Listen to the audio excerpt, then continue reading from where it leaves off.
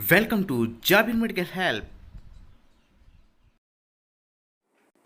Hello friends, good evening. मेरा नाम है जाबिर और आप देख रहे हैं जाबिर मेडिकल हेल्प।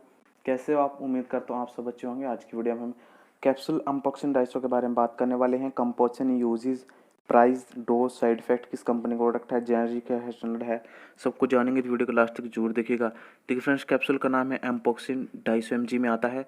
इसका कंपोजिशन रहता है एम्पोसिलिन 125 mg और क्लोक्सिसिलिन 125 mg। ये 250 mg में और 500 mg मार्केट में आता है। टोरेंट फार्मा का बेस्ट क्वालिटी का प्रोडक्ट है।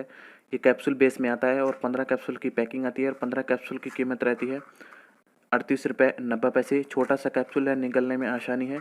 तो इस कैप्सूल ये एक तरह का एंटीबायोटिक है जो कि टोरेंट फार्मा भारत की टॉप 10 कंपनियों में से एक है। तो ये टोरेंट का कंपनी का बहुत ही स्टैंडर्ड का प्रोडक्ट है। तो फ्रेंड्स, इस कैप्सूल को स्पेशली इस्तेमाल किया जाता है। ये एक तरह का एंटीबायोटिक है। इसको स्पेशली इस्तेमाल किया जाता है खांसी के लिए।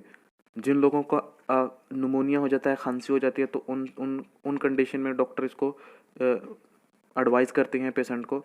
तो फ्रेंड्स, इसको जेंट्स लेडीज़ भी ले सकता है, कोई भी ले सकता है। बच्चे अभी कोई बच्चे भी ले सकते हैं, जेंट्स लेडीज़ कोई भी इस कैप्सूल को ले सकता है आसानी से। कैप्सूल ये 250 mg में भी आता है, 500 mg में भी आता है और ये इंजेक्शन के रूप में भी आता है एम्पोक्सिन। तो फ्रेंड्स, पहले ये यूनिकैम कंपनी का आता था, अब ये टोरेंट फार्मा का हो गया है। और ये एम्पोक्सिन 250 न्यू पैकिंग में है, आप देख सकते हैं। ये एक तरह का एंटीबायोटिक है। इसको स्पेशली इस्तेमाल किया जाता है खांसी के लिए। जिन लोगों को खांसी है, जुखाम है, खांसी जुखाम नज़ला बुखार है, टाइफाइड बुखार है, या फिर अस्थमेटिक पेशेंट हैं जिनका सांस घुटता है, दमे की प्रॉब्लम है, तो उनको भी ये काम करता है। बाकी इसके अलावा ये जैसे बैक्टीरियल इन्फेक्शन और यूरिन का इन्फेक्शन या शरीर पे बॉडी पे कहीं घाव या फिर दांत का इन्फेक्शन, तो उन सभी कंडीशन में भी कैप्सूल एम्पोक्सिन को इस्तेमाल किया जाता है।